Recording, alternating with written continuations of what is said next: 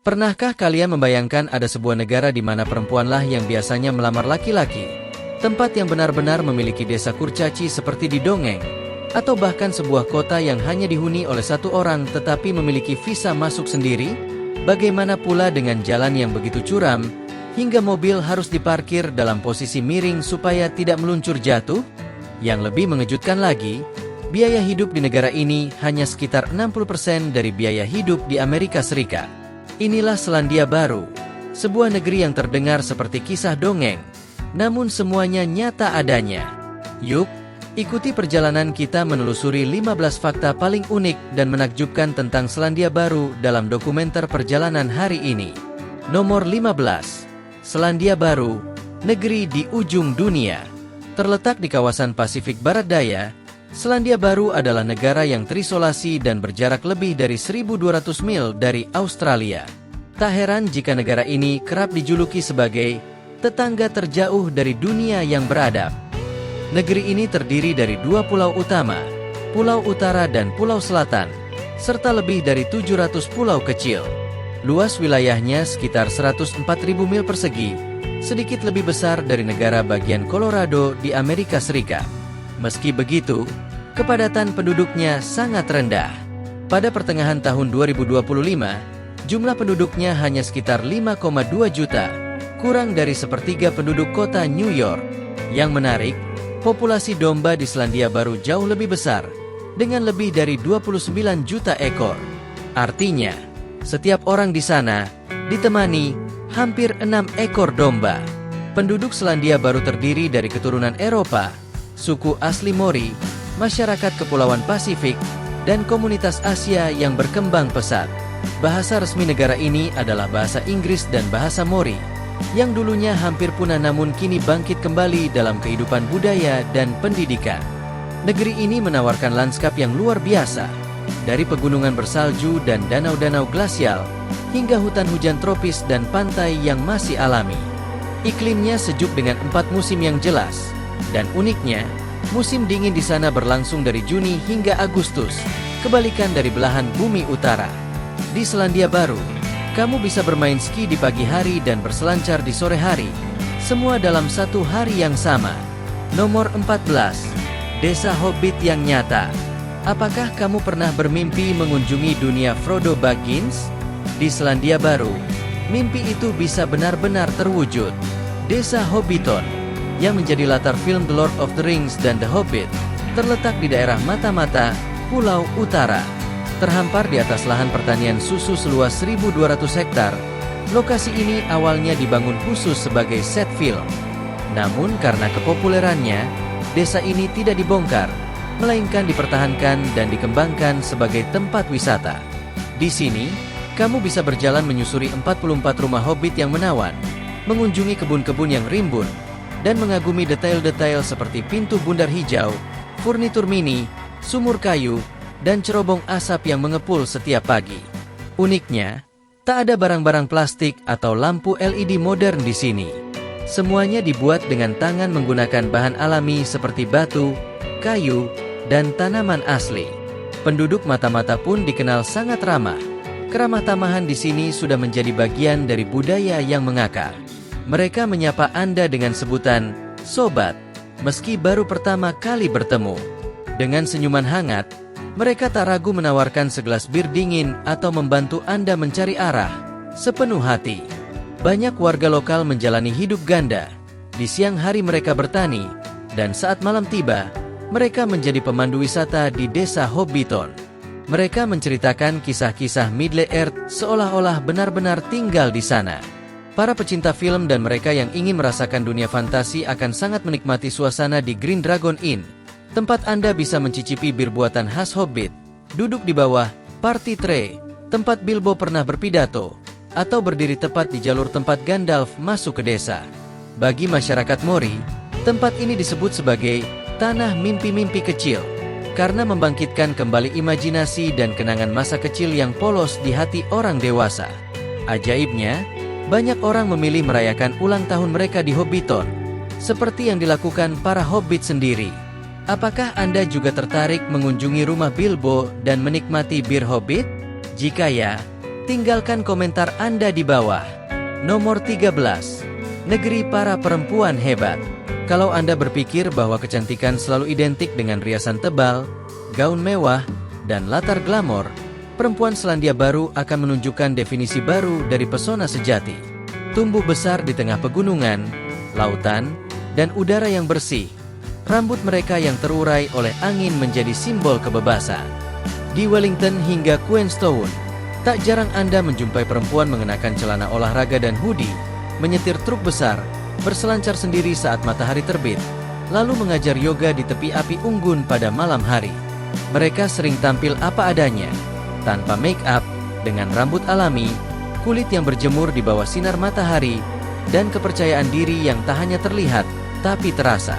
Tahukah Anda? Selandia Baru adalah negara pertama di dunia yang memberikan hak suara kepada perempuan sejak tahun 1893. Hingga kini, negara ini terus berada di peringkat atas dalam hal kesetaraan gender dan kebebasan pribadi. Banyak perempuan di sini mengelola pertanian, menjalankan bisnis rumahan di perbukitan, dan hidup dalam gaya minimalis namun penuh makna. Yang menarik, di kota Wellington, perempuan lokal dikenal inisiatif dalam berkencan dan sangat ramah terhadap pendatang. Mungkin Anda akan menemukan mereka mengajak ngobrol santai di kafe, bertukar tips mendaki, atau bahkan mengajak Anda menjadi teman kencan. Dan jika Anda bertanya-tanya, apakah mereka terbuka untuk hubungan dengan orang luar negeri? Jawabannya, sangat mungkin, terutama jika Anda tulus, berhati baik, dan siap berbagi kehidupan sederhana namun bermakna. Ingin tahu lebih banyak cara berteman dengan mereka? Tinggalkan komentar Anda di bawah. Kami akan bahas jika Anda tertarik. Nomor 12. Waitomo, galaksi di perut bumi. Di Selandia Baru, Anda tak perlu mendongak ke langit untuk melihat bintang-bintang. Cukup masuk ke dalam bumi. Gua Waitomo adalah salah satu keajaiban alam paling memukau di dunia. Di sini, jutaan Arachnochampa luminosa, sejenis cacing bercahaya yang hanya ada di Selandia Baru, menyinari gua seperti galaksi bawah tanah. Formasi gua ini terbuat dari batu kapur berusia lebih dari 30 juta tahun, jauh sebelum dinosaurus punah. Yang menakjubkan, cacing ini mengeluarkan cahaya untuk menarik mangsanya, menciptakan kilauan alami yang luar biasa. Petualangan di gua ini dilakukan dalam keheningan total. Anda akan menyusuri sungai bawah tanah dengan perahu kecil, tanpa senter, tanpa suara. Hanya ada gemericik air dan cahaya seperti bintang di langit-langit gua. Rasanya seperti melayang di ruang angkasa.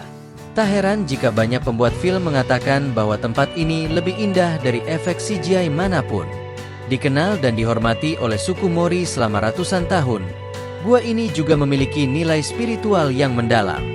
Sejak tahun 1889, Waitomo telah menjadi destinasi wisata dan kini menarik lebih dari 1 juta pengunjung setiap tahunnya. Nomor 11. Spa alami yang hanya ada di Selandia Baru.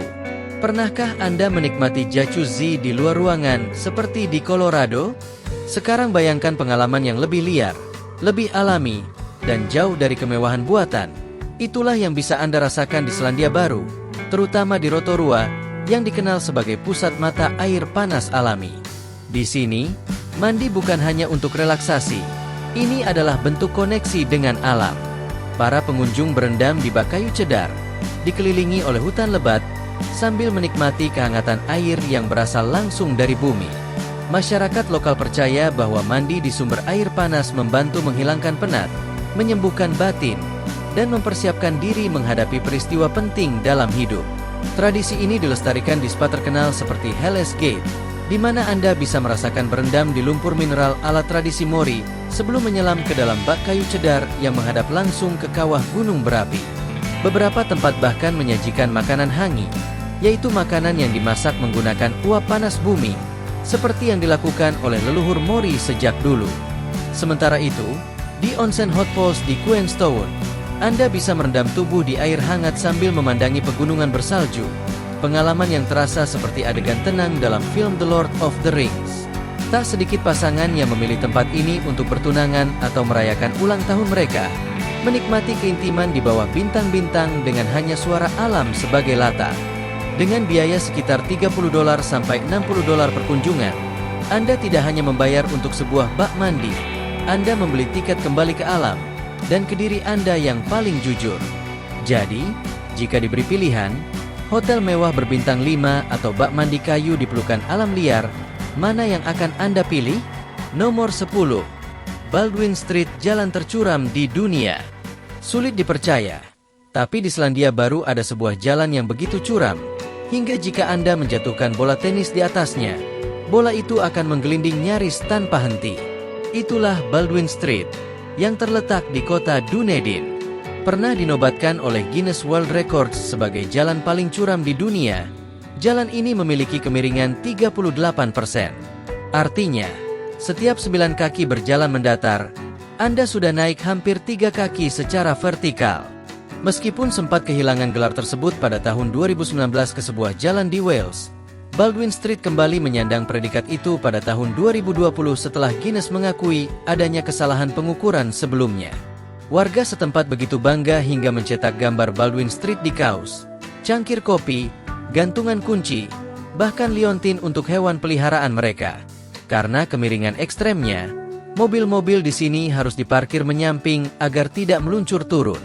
Rem tangan harus dalam kondisi prima, dan menaiki jalan ini seperti latihan fisik harian bagi penduduk sekitar. Bahkan rumah-rumah di pinggir jalan dirancang miring agar tampak tegak ketika Anda masuk ke dalamnya. Setiap tahun, ribuan orang mengikuti lomba menaklukkan puncak Baldwin. Pemenangnya menerima medali khusus. Di musim dingin, jalan ini berubah menjadi lintasan ski alami. Pernah juga warga mencoba membuat kue paling curam di dunia di sini, tapi lapisan gula kuenya malah meluncur ke dasar sebelum bisa dipotong. Nomor 9. Whangamomona, kota terkecil paling aneh di Selandia Baru. Di tengah distrik Stratford, wilayah Manawat Whanganui, berdirilah kota kecil bernama Whangamomona yang hanya dihuni oleh 30-40 orang. Namun yang membuat kota ini istimewa bukan jumlah penduduknya, melainkan statusnya sebagai satu-satunya kota yang pernah memproklamasikan diri sebagai republik. Ya, kota ini memiliki presiden sendiri, paspor khusus, dan bahkan hari libur nasional. Gedung pemerintahannya adalah sebuah pub bergaya Victoria yang telah berdiri lebih dari seabad. Di sini, Anda bisa duduk santai, menikmati bir dingin, dan membeli paspor Republik Whangamomona hanya dengan beberapa dolar. Semuanya sah menurut hukum lokal kota itu. Di dekatnya, Anda juga bisa menemukan pom bensin mungil yang mungkin paling kecil di dunia. Hanya satu pompa, tanpa atap, tanpa staf, Anda isi sendiri, bayar sendiri. Kehidupan di Whangamomona berlandaskan kepercayaan. Tak ada pintu rumah yang dikunci di siang hari. Rumah-rumah dibangun dari kayu dengan atap logam gelap, dan halaman belakang sering berfungsi ganda sebagai kandang kambing atau bengkel kecil.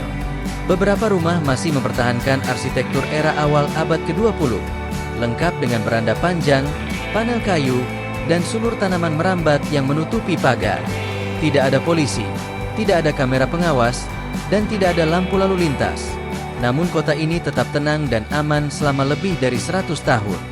Setiap orang punya julukan unik, mulai dari Dev, yang dikenal suka berbicara dengan kambing, hingga Nana, sang ratu pengibar bendera. Yang paling menarik, setiap 2 tahun sekali, kota ini mengadakan pemilihan presiden. Dan ya, kandidatnya bisa saja manusia, anjing, atau bahkan kambing. Nomor 8. Burung kiwi, simbol nasional paling menggemaskan di dunia.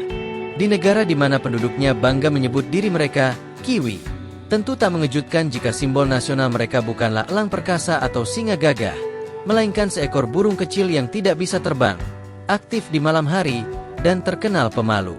Burung kiwi mencerminkan identitas Selandia Baru yang unik. Dengan paruh panjang melengkung dan kemampuan mencium yang luar biasa, kiwi adalah satu-satunya burung di dunia yang mengandalkan penciuman lebih dari penglihatan untuk menemukan makanan di dalam tanah, layaknya detektif dengan hidung paling tajam di alam.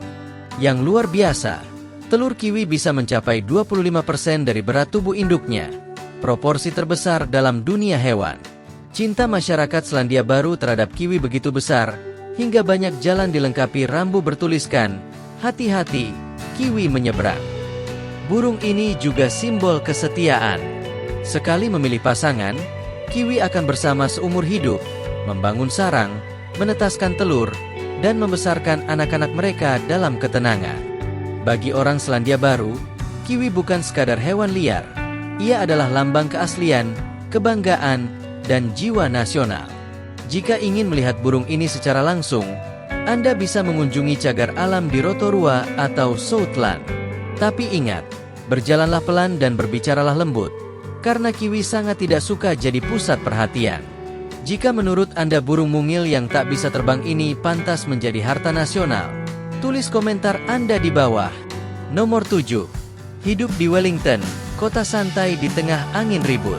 Jika Anda mendarat di ibu kota Selandia Baru, Wellington, pada pagi hari di bulan Desember, hal pertama yang akan menyapa Anda bukan keindahan kota, tetapi angin kencang yang bisa menerbangkan topi Anda ke bawah bukit. Wellington dikenal sebagai kota dengan rata-rata angin tertinggi di dunia, hingga dijuluki Windy Valley.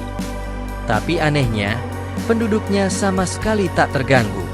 Mereka tetap menikmati kopi di kafe trotoar, membaca buku di taman, dan hidup dengan ritme yang tenang. Setiap rumah di sini biasanya punya rak sepatu kecil di dekat pintu masuk. Bukan hiasan, tapi kebiasaan. Melepas sepatu di dalam rumah adalah aturan tak tertulis. Kalau Anda bertanya alasannya, mereka akan tersenyum dan berkata, agar rumah tetap bersih dan hati tetap ringan. Di Cuba Street, pusat seni kota ini, Anda bisa melihat musisi jalanan memainkan ukulele, pelukis membuat sketsa langsung di tempat, dan kafe-kafe klasik berdampingan dengan bangunan tua bergaya Edwardian. Bahkan ada air mancur yang digerakkan oleh tenaga manusia. Hanya akan menyala jika ada yang mengayuh sepeda di sebelahnya. Lalu lintas Wellington juga penuh kesopanan. Klakson jarang terdengar. Dan jika Anda menyanyikan lagu ceria di bus, bisa jadi Anda malah diberi tumpangan gratis oleh sopir, sebagai bentuk apresiasi karena menjadi diri sendiri. Saat malam tiba, Courtney Place berubah menjadi pusat hiburan. Musik jazz indie, lagu rakyat Mori, dan aroma anggur lokal memenuhi udara.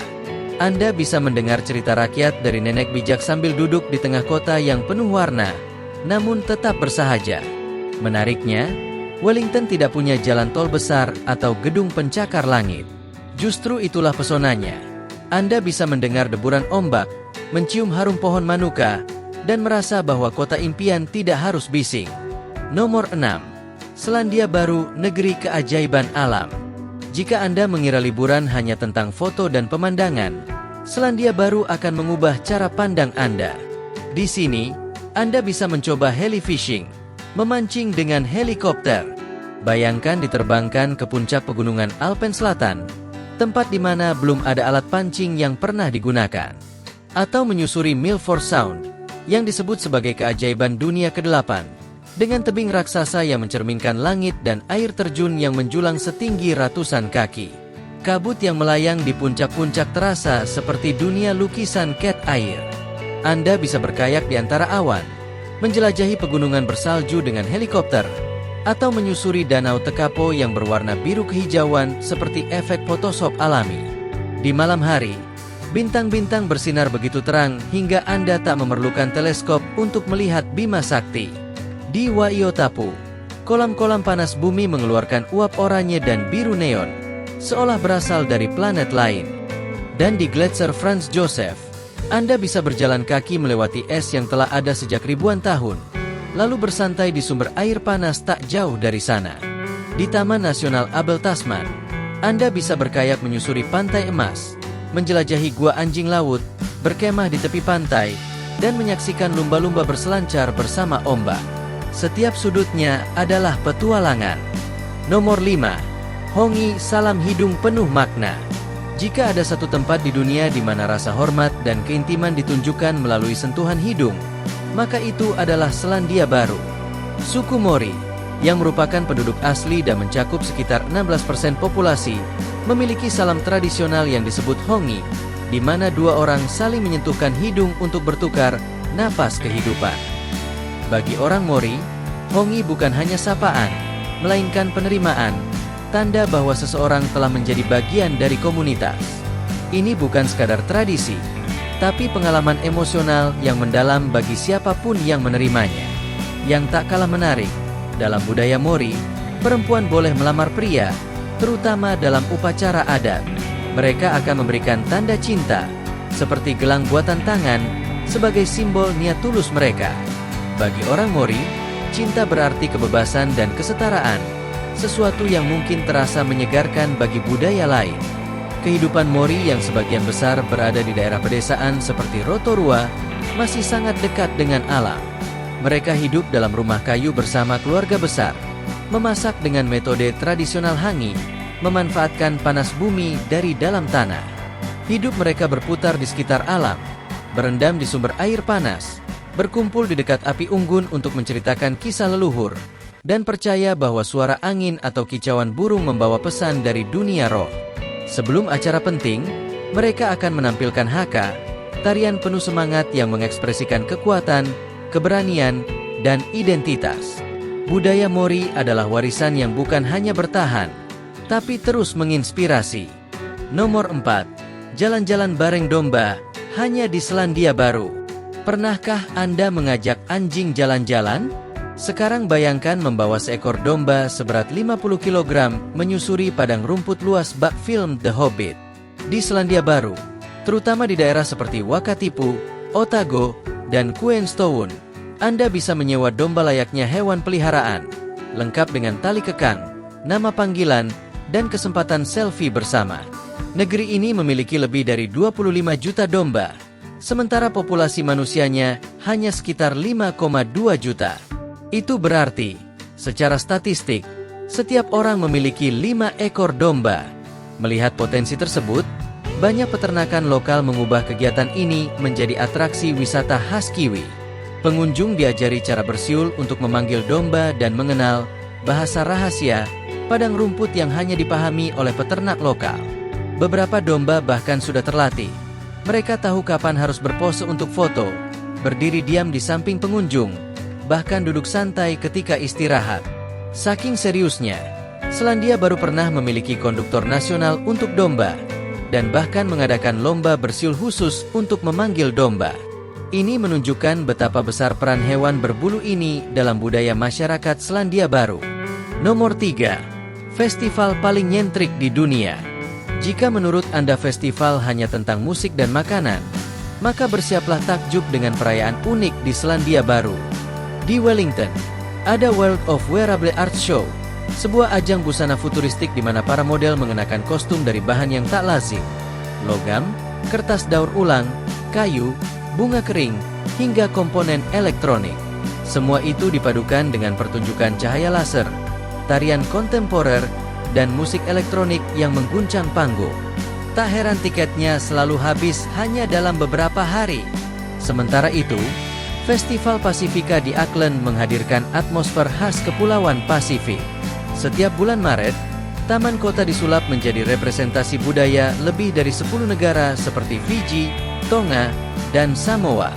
Anda bisa menikmati makanan khas, ikut menari bersama penduduk asli, dan merasakan getaran gendang tradisional yang menghipnotis.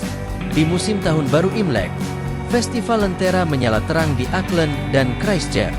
Ribuan lentera warna-warni, pertunjukan barongsai, musik Asia, serta jajanan seperti dimsum dan roti bao mengisi suasana selama 3 hingga 4 hari.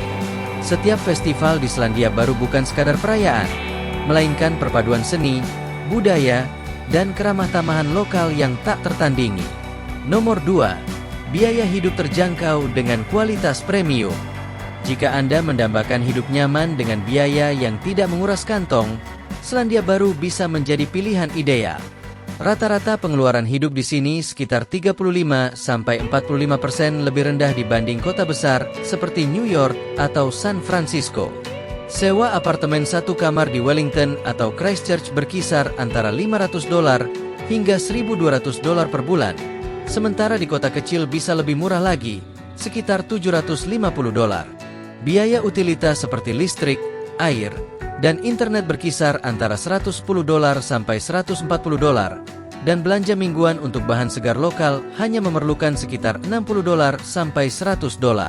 Makan di restoran kelas menengah hanya sekitar $12 sampai $18, dan secangkir cappuccino enak hanya $3,50. Transportasi umum juga efisien dan terjangkau. Tiket bus harian hanya $2 sampai $3, dan langganan bulanan rata-rata sekitar $40 sampai $80. Bahkan keanggotaan pusat kebugaran hanya sekitar $30 sampai $50 per bulan, dan pemeriksaan gigi dasar sekitar $40 sampai $60 sekali kunjungan.